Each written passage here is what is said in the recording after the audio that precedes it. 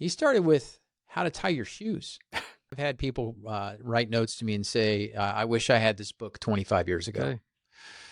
And why is that? Well, it's because it's a different perspective, a different starting point.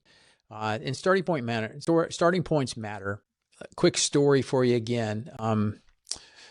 Who's the coach at UCLA, the Wizard of Westwood? You remember John Wooden, right? Here we go. Yes. And he coached some pretty good teams. I think they won 11 NCAA basketball They did. championships. He coached people like Kareem Abdul-Jabbar, who was Al Lucender at the time. Yes. He had Bill Walton, a number of other great NBA collegiate players.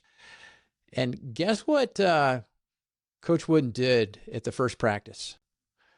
He didn't start with, here's how you dribble. He didn't start with, here's how to shoot a basketball. Here's how to pivot. Those basic things you might consider fundamentals in basketball. He started with how to tie your shoes. Okay. That's good. Why did he do that? Well, if a player didn't know how to tie his shoes well and didn't know how to put his socks on correctly, he would develop probably a blister. Or his shoelace would be untied at the wrong moment. Or it would be untied, right? Oh, yeah, sure. Right. But the idea here is that if he wanted to start from the very fundamental basic thing of tying your shoes, and what I would hearken people to do and encourage them to do is to think about who they are.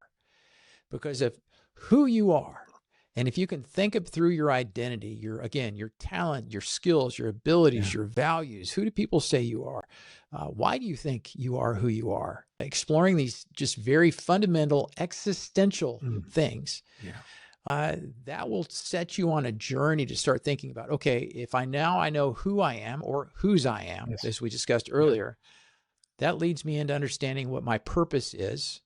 Then I move into, and that's your why.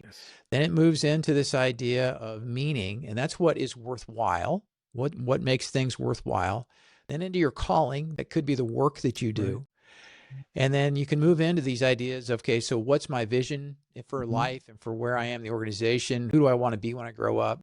What's my mission? What do I do to make that vision come to life? And then ultimately, instead of pursuing success, it's how do you pursue significance?